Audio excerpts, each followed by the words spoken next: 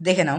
দেখো J Thomson 1 নম্বর point হচ্ছে, দেখো জে থমসনের এই মডেলকে ওয়াটারমেলন মডেল বলে, জে থমসনের এই মডেলকে ওয়াটারমেলন মডেল বলে বা প্লাম পুডিং মডেলও বলে। তোমরা যে কোনো দুটোর মধ্যে যে কোনো একটা বললেই হবে তোমাদের। জে থমসনের এই মডেলটাকে ওয়াটারমেলন মডেল বা প্লাম পুডিং মডেল বলে। আচ্ছা 2 নম্বর কি, দেখো 2 নম্বর বলছে এই গোলকটি ধনাত্মক আধান দ্বারা গঠিত। মানে দেখো এই যে এই গোলকটা আছে না, এই যে গোলকটা, এই গোলকটা পুরোটা কি, যে ধনাত্মক দ্বারা গঠিত। তাই বলছে এই গোলকটি ধনাত্মক আধান দ্বারা গঠিত। 3 নম্বর কি বলছে, 3 নম্বর এই তড়িৎদাহিত গোলকটি 10⁻⁻8 সেন্টিমিটার ব্যাস বিশিষ্ট। অর্থাৎ এই যে পুরোটা একটা এই যে গোলকটা, এই গোলকটার বা ব্যাস কত, 10⁻⁻8 সেন্টিমিটার। ওকে, 10⁻⁻8 সেন্টিমিটার হচ্ছে তোমার ব্যাস। ওকে, আচ্ছা 4 নম্বরটা দেখো কি বলছে। 4 নম্বরটা বলছে কি এই অবস্থায় ইলেকট্রনগুলি সর্বত্র ছড়িয়ে রয়েছে। দেখো ইলেকট্রনগুলি দেখো সর্বত্র দেখো ছড়িয়ে রয়েছে, ঠিক আছে, ছড়িয়ে রয়েছে, এক জায়গায় নেই কিন্তু ছড়িয়ে রয়েছে। তাই বলছে এই ইলেকট্রনগুলি বা সর্বত্র ছড়িয়ে রয়েছে। তো চলো যে থমসনের মডেল সম্পর্কে জানা হয়ে গেল। তো চলে যাই পরের টপিকে। দেখো সীমাবদ্ধতা বা লিমিটেশন। দেখো সীমাবদ্ধতা বা লিমিটেশন অনেক বড় করে লেখা আছে, তবে মূল জিস বা মূল সামারিটা যেটা সেটা হচ্ছে এইটা। দেখো কী লেখা আছে, বিজ্ঞানী রাদারফোর্ডের অ্যালফা কণা বিচ্ছুরণ পরীক্ষার মাধ্যমে, অর্থাৎ যেটা তোমাদেরকে দেখালাম, এই যে তোমার যে ছবিটা বা তিনি যে অ্যাটমিক মডেলটা তৈরি করেছিলেন, এটা যে কেন ভুল বললাম না, পরবর্তীকালে কেন এটাকে বাতিল করা দেওয়া হয়েছিল, কেন এই সীমাবদ্ধতা বা লিমিটেশনটা কেন, বিজ্ঞানী রাদারফোর্ডের অ্যালফা কণা বিচ্ছুরণ পরীক্ষার মাধ্যমে। এবার সেটা কীভাবে হয়েছে তো সেটা আমরা জানবো, তবে তার আগে প্রোটনের সৃষ্টিটা আমরা জেনে নিই। দেখো ইলেকট্রন আমরা বুঝে গেলাম কি, যে ইলেকট্রন মানে কোনো একটা মানে অ্যাটমের মধ্যে মাইনাস কণা থাকে, এবং সেটা কি থাকে যে প্রুফ করে দিয়েছি আমরা, কী করে দিয়েছি আমরা, প্রুফ করে দিয়েছি। ওকে, কিন্তু প্রোটন রয়েছে। এবার দেখো প্রোটন কীভাবে আমরা বুঝলাম, প্রোটনের কাহিনীটা খুবই ছোট। কেন, দেখো কোথাও যদি মাইনাস থাকে তাহলে সেখানে প্লাসকেও থাকতে হবে, বুঝলে, কোথাও যদি মাইনাস থাকে সেখানে প্লাসকেও থাকতে হবে। কারণ কারণ যদি মাইনাস মাইনাস থাকে তাহলে সেটা হবে না, আর যদি প্লাস প্লাস থাকে সেটাও কি হবে না, কিন্তু মাইনাস প্লাস থাকে যেটা সেটাতে কিন্তু হয়। তাই আমরা জানতে পারলাম, মানে সবাই লক্ষ্য করেছে ঠিক, যে যেখানে মাইনাস রয়েছে অর্থাৎ যেখানে ঋণাত্মক কণা সেখানে আবার ধনাত্মক কণা থাকবে। তো দেখো প্রোটনের সৃষ্টিটা কীভাবে ঠিক হয়েছিল। দেখো প্রোটনের সৃষ্টি ঠিক করেছিলেন বিজ্ঞানী গোল্ডস্টাইন। দাঁড়াও, বিজ্ঞানী গোল্ডস্টাইন বিজ্ঞানী গোল্ডস্টাইন বিজ্ঞানী গোল্ডস্টাইন তিনি এটা সৃষ্টি করেছিলেন। কিভাবে করেছিলেন, দেখো পরমাণুর মধ্যে একটি ধনাত্মক কণা বর্তমান, সেটা তো আমি বললাম। এবার সেটা তিনি এবার এই যে গোল্ডস্টাইন এই যে প্রোটনটা সৃষ্টি করেছে, সবাই জানে কি যে মাইনাস থাকলে প্লাস হবে, মাইনাস থাকলে প্লাস হবে। তাহলে এই যে প্রোটন কণার নামটা কে দেন, প্রোটন নামটা দেন হচ্ছে রাদারফোর্ড।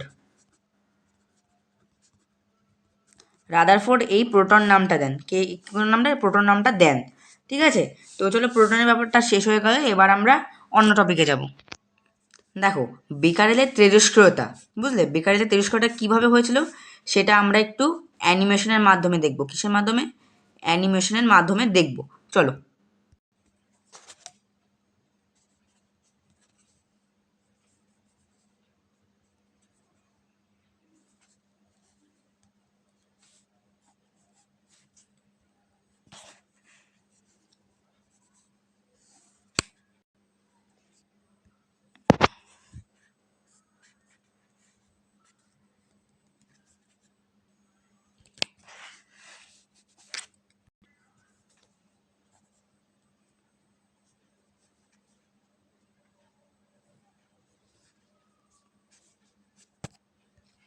দেখলে, দেখো এইটা দেখে আমরা কি বুঝলাম, এইটা দেখে যে বুঝলাম যে বিজ্ঞানী হেনরি বেকারেল একটি ইউরেনিয়াম ঘটিত লবণ বা পটাশিয়াম ইউরেনিয়াল সালফেটকে একটি কালো কাগজে মুড়ে একটি ফটোগ্রাফি প্লেটের ওপর রেখেছিলেন। তবে কিছুদিন বাদে তিনি দেখতে পান যে কালো কাগজে মুড়ে রাখার পরও ফটোগ্রাফি প্লেটের ওপর ইউরেনিয়াম ঘটিত লবণে কিছু অস্পষ্ট ছবি দেখায়। এবার এই দেখে তিনি কিছু সিদ্ধান্তে আসেন। কী সিদ্ধান্তে আসেন? দেখো কী আসে, সিদ্ধান্তে আসে, কী সিদ্ধান্তে আসে দেখা যাবে, চলো। দেখো এখানে বিজ্ঞানী হেনরি বেকারে বলছে কালো কাগজে মুড়ে রেখেছে, কোনটা? এই যে ইউরেনিয়াম ঘটিত লবণটাকে কালো কাগজে মুড়ে রেখেছে। কালো কাগজে মুড়ে রেখেছে, এটা বিফোর।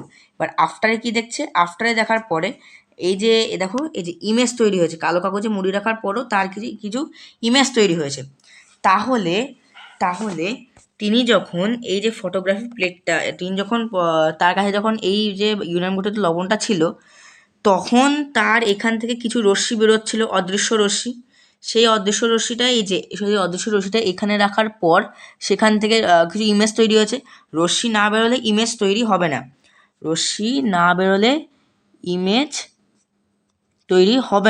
ওকে। রশ্মি বেরোলে ইমেজ তৈরি হবে। তাহলে এটা একটা অদৃশ্য রশ্মি। তাহলে এক নম্বরের পয়েন্ট আসলেন যে তিনি দেখলেন যে এই ইউরেনিয়াম ঘটিত লবণে পটাশিয়াম ইউরেনিয়াম সালফেট থেকে যে রশ্মিটা বের সেটা অদৃশ্য রশ্মি। আচ্ছা, 2 নম্বর যে রশ্মিটা, দেখো এই রশ্মিকে তিনি হাত দিয়ে ধরে রেখেছিলেন, কিন্তু তাও তিনি কিন্তু সেই রশ্মিকে আটকাতে পারেননি। হ্যাঁ, 2 নম্বর কি, এই রশ্মিকে নিয়ন্ত্রণ করা বা আটকানো অসম্ভব। 3 নম্বর পয়েন্ট কি আসলেন? 3 নম্বর পয়েন্টে আসলেন যে এই রশ্মি ফটোগ্রাফিক প্লেটকে আক্রান্ত করে। কি করে? ফটোগ্রাফিক প্লেটকে আক্রান্ত করে। এই এরকম কিছু অনেকে পয়েন্ট এসেছিলেন। এবার কি এসেছিলেন সেটা আমি লিখে দেখাচ্ছি। দেখো এই যে দুটো পয়েন্ট, দেখো 1 নম্বর কি রয়েছে? 1 নম্বরে রয়েছে যে ইউরেনিয়াম ঘটিত লবণ বা পটাশিয়াম ইউরেনিয়াম সালফেট নামক লবণ থেকে এক ধরনের স্বতঃস্ফূর্ত অদৃশ্য রশ্মি অনবরত নির্গত হয়ে চলেছে। তাহলে কি, আবার বলি, এই যে এই 1 নম্বর পয়েন্টে ইউরেনিয়াম ঘটিত লবণ বা পটাশিয়াম ইউরেনিয়াম সালফেট নামক লবণ থেকে এক ধরনের স্বতঃস্ফূর্ত এবং অদৃশ্য রশ্মি অনবরত নির্গত হয়ে চলেছে। 2 নম্বর, এই রশ্মি বা অদৃশ্য রশ্মিকে নিয়ন্ত্রণ করা যায় না। ওকে, এই রশ্মি বা অদৃশ্য রশ্মিকে নিয়ন্ত্রণ করা যায় না। এই ছিল এই যে রশ্মিটার পার্থক্য। এবার এর সম্বন্ধে কিছু তথ্য রয়েছে। কি রয়েছে? সেই তথ্যগুলোকে আমরা জানবো। দেখো এর সম্বন্ধে কিছু তথ্য যেগুলো দেখো প্রথমে এর নাম অত্যন্ত সক্রিয় দেওয়া হয়, যার নাম ইউরানিক রশ্মি বা বেকারেল রশ্মি নাম দেওয়া হয়। বুঝতে পারছো? মানে ধরো এই যে প্রথমে এই যে বেকারেল, মানে হেনরি বেকারেল, এই যে দেখো বেকারেলের তেজস্ক্রিয়তা লেখা আছে না, দেখো বেকারেল যেহেতু এই তেজস্ক্রিয়তাতে প্রথম দেখেছিলেন, তাই প্রথমে তিনি নিজের নাম, মানে ওই রশ্মির নাম দিয়েছেন বেকারেল রশ্মি বা ইউরেনিয়াম ঘটিত লবণ থেকে যেসব সৃষ্টি হয়েছে তাই তার জন্য একে ইউরেনিক রশ্মিও বলা হয়। তবে 1 নম্বর হয়ে গেল। তবে 2 নম্বর অর্থাৎ পরবর্তীকালে কুরি দম্পতি তাদের দুজনের নাম মেরি কুরি ও পিয়ের কুরি এর নাম বদলে দেন, তেজস্ক্রিয়তা বদলে দেন। মানে পরবর্তীকালে কুরি দম্পতি মেরি কুরি ও পিয়ের কুরি এর নাম বদলে দেন এবং দিয়ে দেন যে তেজস্ক্রিয় রশ্মি। এবং হেনরি বেকারের সঙ্গে যে ঘটনাগুলো ঘটেছে সেই রকম ঘটনাকে বলা হয়, এবং এই ধরনের এই যে 3 নম্বর, এবং এই ধরনের ঘটনার নাম দেন তিনি তেজস্ক্রিয়তা। কি বলেন? তেজস্ক্রিয়তা। তো দেখো আজকের মতন এখানে হলো। দেখো আজকের মতন ভিডিও এখানেই শেষ করলাম। তো পরবর্তী ভিডিওতে আমরা পরের ভিডিও নিয়ে মানে আলোচনা করব। তো আজকের জন্য এখানেই